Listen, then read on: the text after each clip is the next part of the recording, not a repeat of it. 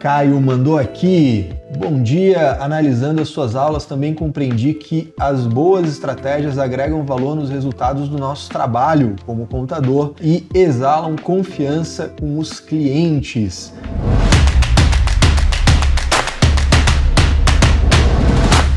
Exatamente. Cara, esse é o lance. Quando eu falo para vocês que todo negócio merece um especialista, é por isso, né? Um contador de verdade, ele tem uma orientação profissional estratégica.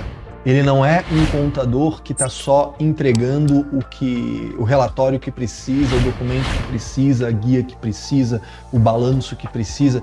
Ele está sempre buscando ser útil, buscando servir, buscando fazer aquilo que agrega valor para o seu cliente, né? E para fazer isso melhor, você precisa ser especialista, não tem outro jeito, né? Então, quando você começa a desenvolver uma excelência técnica, né? E percebam como isso aqui está tudo uma coisa amarrada com a outra, né? Imagina o seguinte, você está desenvolvendo a tua excelência técnica, né? Está desenvolvendo essa tua capacidade de entender profundamente a matéria.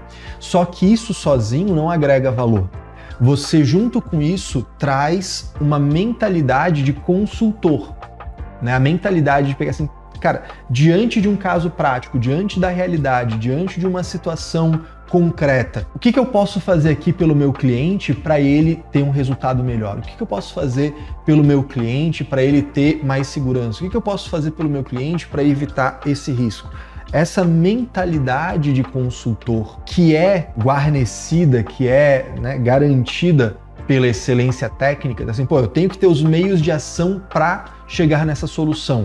Os meios de ação é a partir dessa excelência técnica.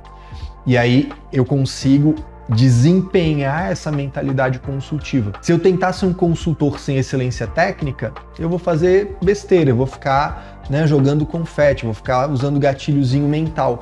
Se eu tenho excelência técnica, mas não tenho mentalidade consultiva, eu vou ser para sempre um excelente assistente, no máximo ali um analista júnior, né, dentro da minha concepção de analista júnior, né, aquele que consegue fazer algumas análises simples, mas não consegue desenvolver soluções a partir daquilo.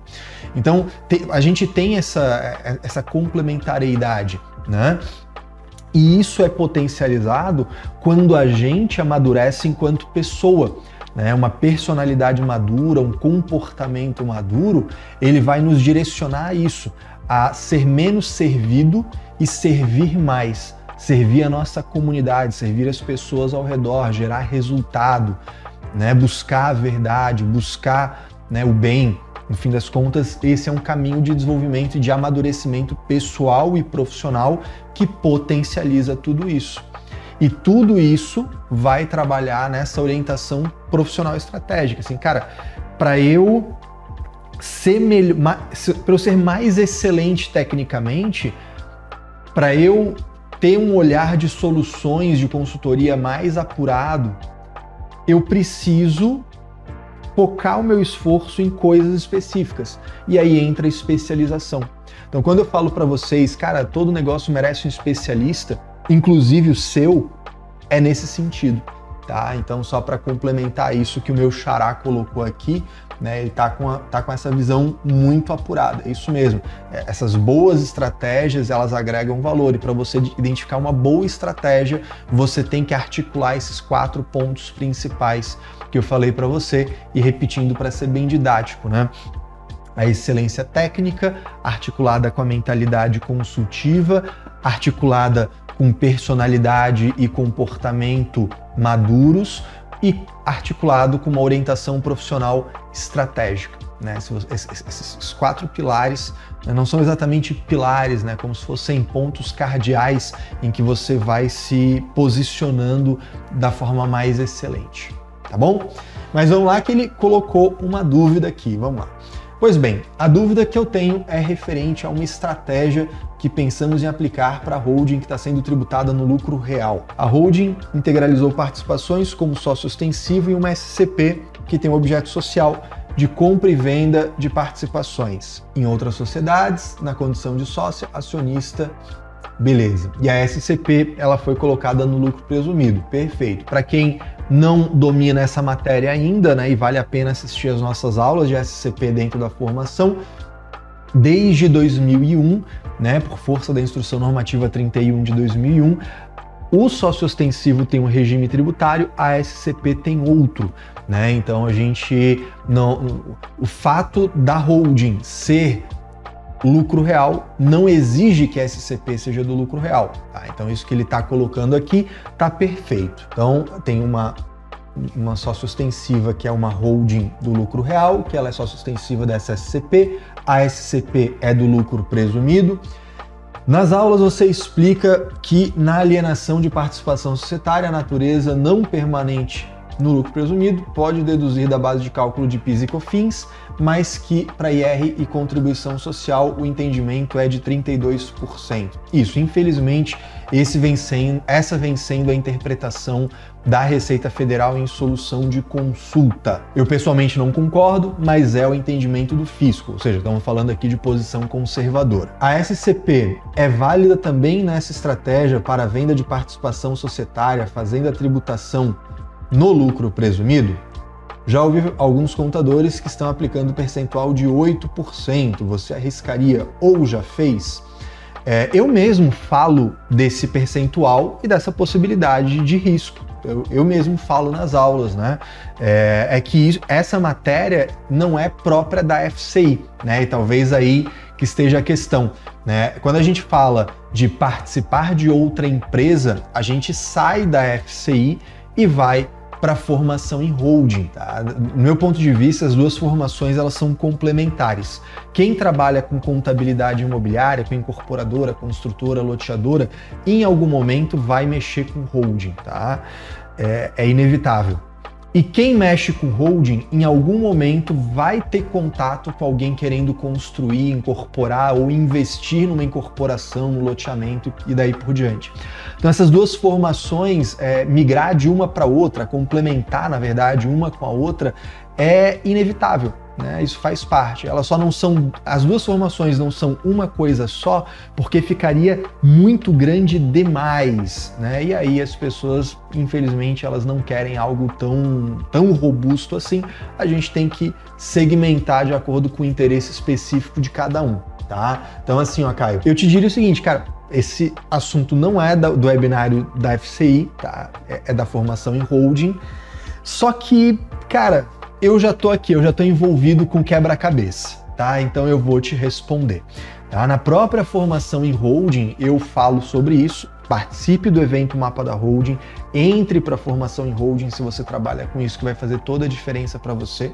Ou melhor, né, faça parte da trilha, né? Porque quem está comigo, perto de mim, na trilha, caminhando comigo no nosso programa de mentoria, tem acesso a todos os cursos da escola, porque eles são aspectos desse desenvolvimento multilateral que a gente faz dentro da trilha, que eu comentei com vocês agora há pouco, tá? Mas vamos lá. Na formação em holding eu comento isso com vocês. Quando a gente está falando da compra e venda de participação societária, eu tenho que ter expresso no objeto social, me parece que você já tem ali, né? Você diz que o objeto é compra e venda de participação, isso tem que estar expresso. Você tem que adquirir uma participação com a intenção de vendê-la. Ter uma SCP com esse objeto é muito interessante, porque você está deixando claro assim, olha, eu criei uma SCP buscando investidor para a gente juntos fazer essa atividade, comprar esse investimento juntos para vender quando ele estiver valendo mais. Isso denota esse viés econômico, essa finalidade de negociação bem específica de trazer essa participação para o ativo circulante. Tá? Eu pessoalmente gosto muito da forma como isso está estruturado. E aí vem a questão, 32 ou 8. Na minha opinião, comprar e vender participação societária deveria ser 8 com 15, 12 com 9. Para mim está muito claro. Para mim está muito claro que isso não é uma administração, que isso não é uma cessão, que isso não é uma alocação, que isso não se assemelha às atividades de 32%. Né? Quando a gente compra e vende coisas, né? títulos, por exemplo, de uma empresa, deveria ser 8 com 15, 12 com 9, tá? Inclusive, eu falo assim no plural, porque eu tô falando eu, o Renato, o Leandro, né? Inclusive, quem é do programa de mentoria teve contato com um caso real, prático, que a gente trabalhou e justamente ofereceu essa solução usando o 8 com 15 e 12 com 9, tá? Mas quem é que decide isso? O empresário. Então assim, olha, se fosse uma operação de ganho de capital, ficaria tanto. Não sendo uma operação de ganho de capital, sendo um ativo circulante com essa atividade, vai ter o 0,65 e 4 de PIS e COFINS, aí sim, né, com a dedução de base de cálculo, né, em PIS e COFINS isso está claro. Para o IR para contribuição social, a Receita Federal entende que não pode deduzir da base de cálculo, ok, vamos por aí. E aí, 32 de presunção. Então de ganho de capital, para esse aqui fica tanto. Tá, e daqui, que é o ponto 100% seguro, baseado em solução de consulta, lei e tudo, para outro cenário, 8 com 15, 12 com 9. Qual o risco de acabar sendo pego? Quais argumentos que a gente tem para poder defender isso? Quanto custaria se isso for fiscalizado e a gente perder a ação? Aí esse é o trabalho que é feito. É, entre aspas, uma certa jurimetria que a gente faz, tá? Então, basicamente é isso. Então, já vi alguns contadores dizendo que estão aplicando, e cara, eu sei, a gente inclusive bota isso na mesa. É que quem decide não é o contador, quem decide é o empresário. A gente tem que tomar cuidado com isso, tá? Da mesma forma que a gente não pode superestimar as vozes da nossa cabeça de fiscalização que nunca aconteceu, a gente também não pode subestimar o risco que está sendo assumido pelo cliente. A gente tem que orientar. Nosso papel é, por natureza, o de consultor. A gente está nesse mundo da contabilidade para orientar, aconselhar, e aí quem toma a decisão é o empresário, tá bom?